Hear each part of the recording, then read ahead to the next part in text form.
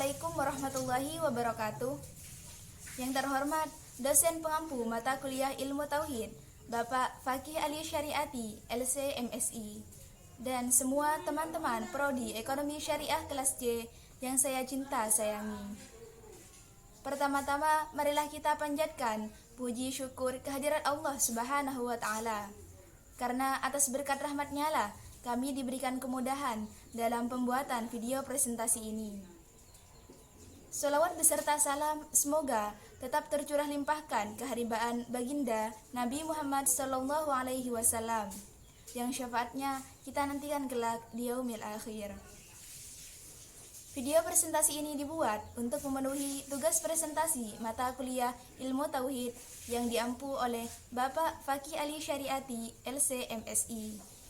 Saya Rahmawati dari Prodi Ekonomi Syariah kelas C akan mempresentasikan tentang iman kepada Rasulullah, meliputi pengertian para Rasul yang wajib diketahui, Nabi Muhammad dan keistimewaannya. Pembahasan yang pertama yaitu pengertian Nabi dan Rasul.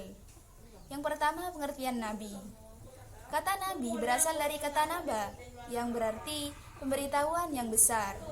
Sedangkan dalam istilah Islam, Nabi berarti manusia yang telah dipilih Allah untuk menerima wahyunya untuk dirinya sendiri tanpa berkewajiban untuk menyampaikannya kepada umat manusia. Sedangkan pengertian Rasul yaitu Rasul berasal dari kata risalah yang berarti pemimpin.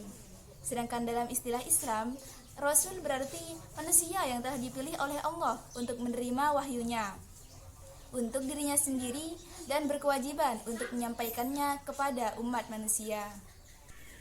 Meski hampir sama dalam pengertian, akan tetapi Nabi dan Rasul memiliki beberapa perbedaan.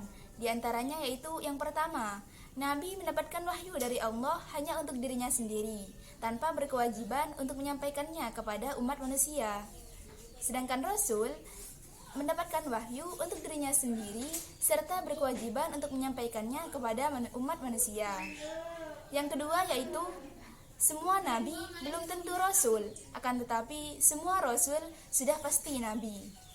Dan yang ketiga yaitu nabi diutus kepada umat yang sudah beriman, sedangkan rasul diutus oleh Allah kepada umat yang belum beriman. Pembahasan yang kedua yaitu para rasul yang wajib diketahui. Ada banyak pendapat yang mengemukakan tentang jumlah para nabi dan para rasul.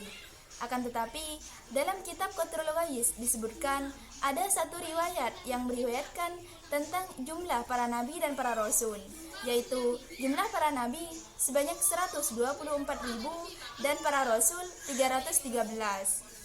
Akan tetapi, dari jumlah tersebut yang wajib diketahui oleh kita sebagai umat muslim yaitu sebanyak 25 nabi. Yang pertama yaitu Nabi Adam dan yang terakhir Nabi Muhammad SAW sebagai pemungkas para nabi dan para rasul. Sedangkan perinciannya sudah saya paparkan di dalam paper. Pembahasan yang ketiga yaitu Nabi Muhammad SAW dan keistimewaannya. Sedikit membahas mengenai biografi Nabi Muhammad SAW. Nabi Muhammad merupakan rasul dan nabi terakhir yang diutus oleh Allah Subhanahu wa taala. Beliau lahir di Mekah pada sekitar tahun 570 Masehi atau tepatnya pada tahun Gajah, dan wafat pada tahun 632 Masehi pada usia 63 tahun. Ayah beliau bernama Abdullah bin Abdul Muthalib dan ibundanya bernama Aminah binti Wahab. Nabi Muhammad SAW menerima wahyu pertamanya dari Allah melalui malaikat Jibril pada usia 40 tahun saat beliau berada di Gua Hira. Nabi Muhammad merupakan salah satu rasul penerima kitab suci Allah, yaitu kitab Al-Quran. Beliau juga salah satu rasul ulul azmi, yaitu rasul dengan tingkatan tertinggi disebabkan kesabarannya dalam menyebarkan agama Islam kepada umat manusia. Sebagai nabi dan rasul terakhir yang diutus oleh Allah, beliau juga merupakan suri tauladan atau uswatun hasanah bagi seluruh umat manusia. Nabi Muhammad SAW memiliki banyak sekali keistimewaan. Di antaranya yaitu menurut Syekh Nawawi bin Umar Al-Bantani dalam kitabnya Maraqi Al-Ubudiyah fi Syarhi Bidayatil Hidayah menyebutkan ada beberapa aspek mengenai keistimewaan Nabi Muhammad. Di antaranya yaitu yang pertama yaitu Nabi Muhammad SAW tidak pernah mengalami ikhtilam atau mimpi basah. Yang kedua, beliau memiliki kemampuan untuk melihat ke arah belakang dengan jelas sebagaimana melihat ke arah depan.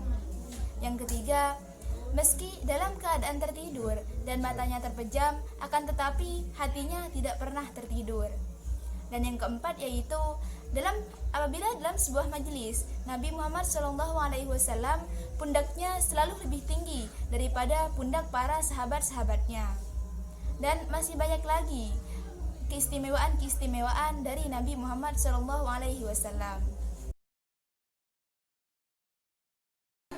Kesimpulan, Rasul merupakan manusia yang dipilih oleh Allah Subhanahu wa Ta'ala untuk menerima wahyunya untuk dirinya sendiri, kemudian berkewajiban untuk menyampaikannya kepada umat manusia. Iman kepada Rasulullah merupakan rukun iman yang keempat. Kita sebagai umat Islam harus mengimani dan mempercayai kepada para Rasulullah, sebagaimana kita percaya dan iman kepada Allah.